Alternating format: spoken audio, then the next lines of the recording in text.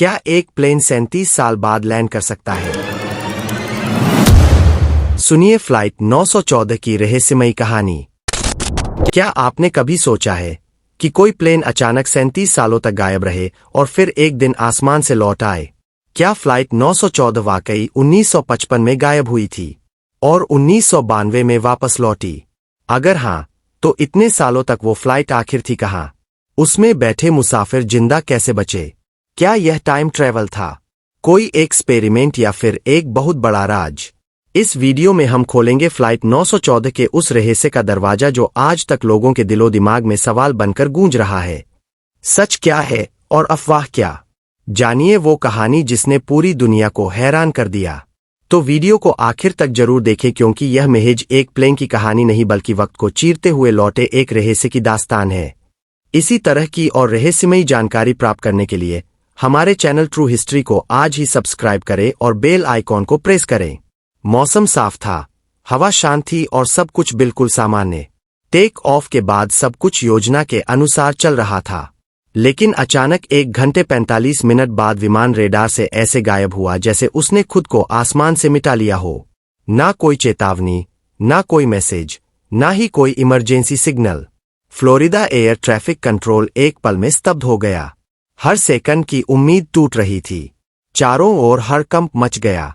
समुद्र पर गश्ती जहाज भेजे गए, नौसेना और कोस्ट गार्ड सक्रिय हो गए, लेकिन विमान जैसे हवा में घुल गया हो। ना मलबा, ना ईंधन की बूंद, ना कोई धातु का टुकड़ा, जैसे कभी कोई फ्लाइट थी ही नहीं। कुछ दिनों बाद अखबारों की सुर्खियां चिल्ला उठी, वैनिश्ड इन स्काई फ्लाइट 914 मिस्ट्री। 10 दिन बाद जब हर उम्मीद दम तोड़ चुकी थी, विमान को मिसिंग घोषित कर दिया गया। परिवारों को सूचना दी गई कि अब लौटकर कोई नहीं आएगा। किसी ने रोकर विदाई दी, किसी ने प्रतीक्षा छोड़ दी और इस तरह केस फाइल्स में एक और रहस्यमयी हादसा दफन हो गया। Presumed crash, no survivors case closed. लेकिन क्या वाकई यह केस बंद हो गया था? क्योंकि 37 साल बाद एक झटका दुनिया को फिर से हिला गया।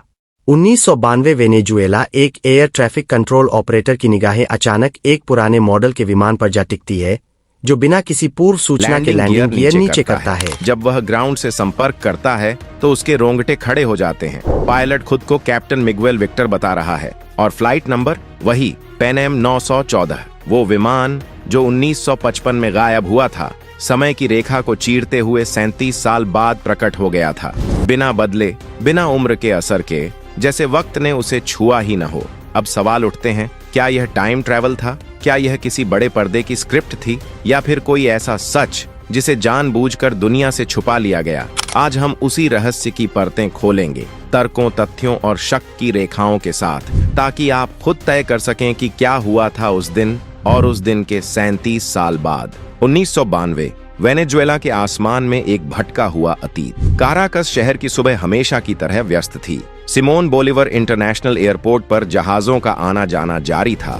रनवे पर सुबह की धूप गिर रही थी और कंट्रोल रूम में सब कुछ सामान्य लग रहा था। लेकिन फिर रडार स्क्रीन पर एक साया उभरा, एक ऐसा विमान जिसकी न तो कोई पूर्व सूचना थी, न ही उसका ट्रांसपॉन्डर सिस्टम के किसी रजिस्टर में मौजूद था। रडार पर उसकी मूवमेंट, उसकी ऊंचाई, उसकी दिशा, सब कुछ वैसा लग रहा था जैसे 1950 के दशक की कोई तकनीक अचानक लौट आई हो। कंट्रोल रूम में बैठे अधिकारियों ने पहले इसे कोई पुराना मिलिट्री जहाज समझा या शायद किसी प्राइवेट कंपनी की भूल, लेकिन जब रेडियो पर उससे संपर्क किया गया तो जो आवाज मिली उसने पूरे कमरे की रूह जमा दी। This is Pan Am flight 914 requesting permission to land from New York to Miami.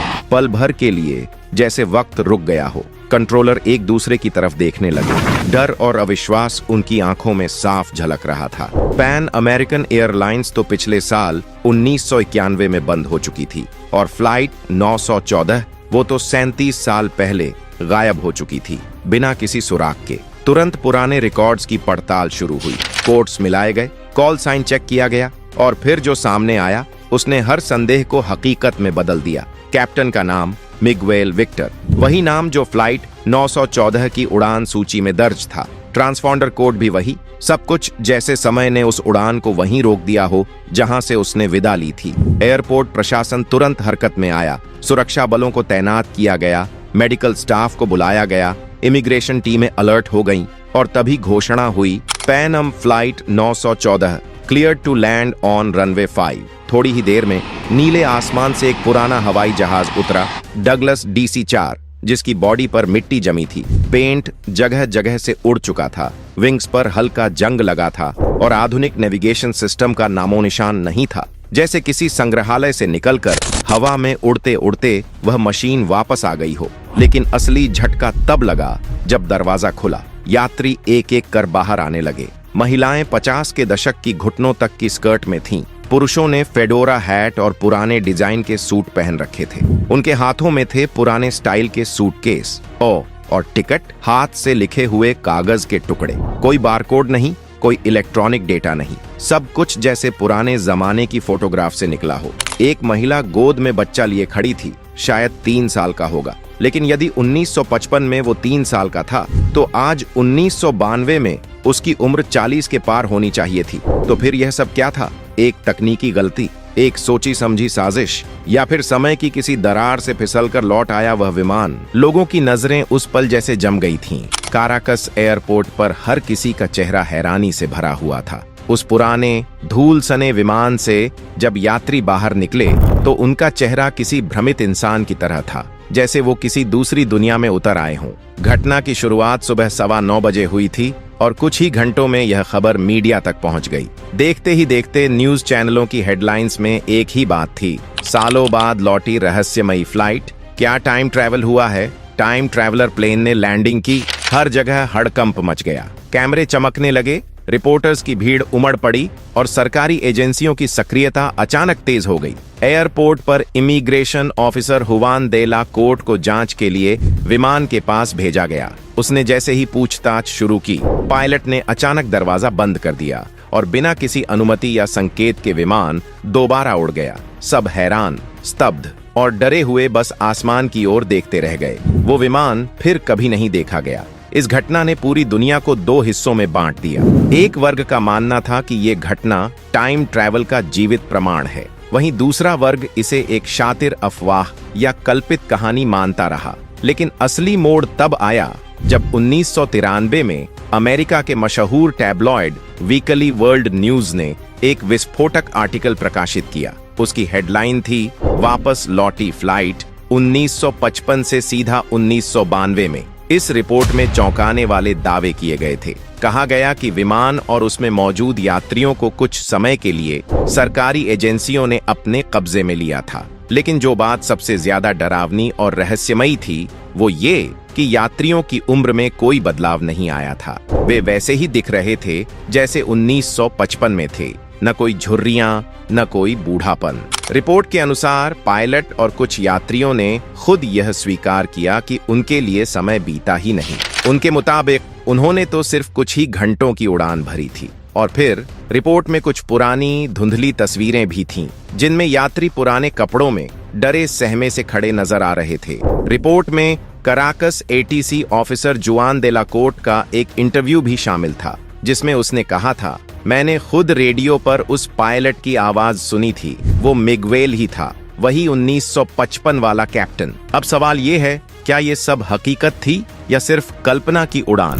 क्या वाकई फ्लाइट 914 समय की दीवार चीरकर लौटी थी, या ये इंसानों की सबसे चालाक स्क्रिप्ट थी? हम न्यूयॉर्क से मियामी जा रहे थे। ये सुनते ही कराकस एयरपोर्ट के कंट्रोल टावर में मौजूद अधिकारी क्वांदेला कोर्टे चौंक गए। सामने खड़ा विमान, उसमें बैठे लोग, उनकी वेशभूषा, सब कुछ 1950 के दशक जैसा लग रहा था। जैसे ही फ्लाइट 914 ने लैंड किया, कोर्टे ने नोटिस किया, न रडार पर सिग्नल, न कोई मॉडर्न कोड, और फिर उसे चुप रहने के लिए मजबूर किया गया। NDA साइन करवाई गई और धमकी दी गई, अगर कुछ बोला तो अंजाम बुरा होगा। लेकिन सालों बाद एक अखबार ने ये कहानी उजागर कर दी। रिपोर्ट्स में दावा किया गया कि इस फ्लाइट को सीक्रेट मिलिट्री बेस पर ले जाया गया। यात्रियों पर गुप्त टेस्ट हुए और ये सब टाइम डायलेशन या डायमेंशनल रिफ्ट जैसे सिद्धांतों से जुड़ा हो सकता है। सरकारें मुकर गईं, लेकिन सवाल अब भी कायम है, अगर ये झूठ था तो कोर्टे जैसा अनुभवी अफसर इतना बड़ा रिस्क क्यों लेता? लेकिन हाल ही में कई फेक खबरों का सच जानने वाली न्यूज साइट्स ने इस पूरी कहानी पर से पर्दा उठाया है। उन्होंने बताया कि पैन अमेरिका का इस नंबर का कोई प्लेन नहीं था और न ही ऐसे प्लेन ने उस दिन उड़ान भरी थी। ये पूरा कारनामा 1992 में अमेरिका के किसी लोकल न्यूज एपर की कारगुजारी थी, जिसने ये फेक खबर पब्लिश की और आज तक लोग इसकी वजह से धोखा खा रहे हैं। क्या थी प्लेन की पहेली? 21 मई 1992 में अमेरिका के एक लोकल न्यूज़पेपर प्लेन के गायब होने और वापस आने की खबर पब्लिश करता है। यहीं से इसकी शुरुआत होती है। हेडलाइन थी प्लेन की पहेली। नीचे लिखा होता था 1955 में उड़ान भरने वाला प्लेन 1985 में वापस आया। खबर आग की तरह फैलती है, लोग इस पर भरोसा करने लगते हैं। अफवाहों का दौर शुरू हो जाता है। कहा जाता है कि प्लेन बरमुडा ट्रायंगल से वापस लौट कर आ गया, तो कुछ इसे दूसरी दुनिया से जोड़कर देखने लगते हैं। दुनिया में आग की तरह फैली खबर न्यूज़पेपर में पब्लिश होने के बाद ये खबर दुनिया भर में फैल जाती है। इंटरनेट पर लोग इसे अलग अलग तरीके से पेश करते हैं। कुछ लोग सवाल उठते हैं कि आखिर इतने समय से ये प्लेन कहाँ था? अगर ये उड़ रहा था तो इसका ईंधन खत्म क्यों नहीं हुआ? क्या ये किसी खुफिया मिशन पर था? इन तमाम कयासों के बीच खबर आती है कि प्लेन के ब्लैक बॉक्स से मिली वॉइस रिकॉर्डिंग इस बात का सबूत है। बातचीत की रिकॉर्डिंग को बताया जाता है सबूत। पायलट कहता है,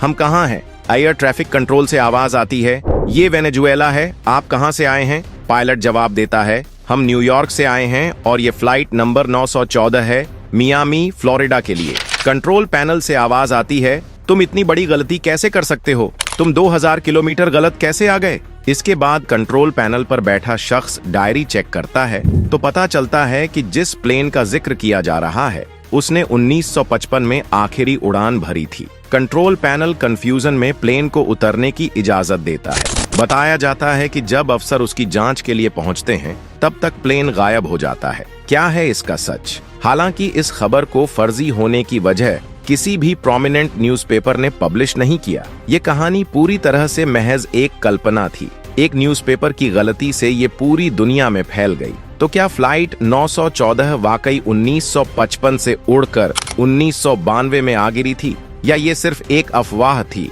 जिसे लोगों ने सालों तक सच मान लिया? अगर ये कहानी झूठ थी तो फिर इतने सटीक नाम, पायलट की पहचान और यात्रियों का 37 साल बाद भी वैसा ही दिखना, ये सब कहां से आया? और अगर ये सच है तो क्या वाकई समय में कोई दरार है? क्या कोई ऐसी टाइम विंडो है जो अतीत और भविष्य के बीच की दीवार को मिटा देती है? क्या ये घटना टाइम ट्रैवल का सबसे चौंकाने वाला सबूत है? इस कहानी के कुछ सवालों के जवाब आज भी हवाओं में तैर रहे हैं और अगली कड़ी में हम आपको दिखाएंगे उन गवाहों के बयान, सरकारी रिपोर्ट्स की छुपी हुई फाइलें और वो रहस्यमयी तस्वीरें जो इस घटना की सच्चाई या झूठ दोनों को एक नया मोड़ देंगी। तो अब सवाल आपसे है, आप क्या मानते हैं? टाइम ट्रैवल एक हकीकत है या सिर्फ एक खौफनाक कल्पना? नीचे कमेंट करके अपनी राय जरूर बताएं। और अगर ये वीडियो आपको दिलचस्प लगी हो तो इसे लाइक करें, शेयर करें और चैनल को सब्सक्राइब करना मत भूलिए, क्योंकि अगली कड़ी में ये रहस्य और भी गहरा होगा।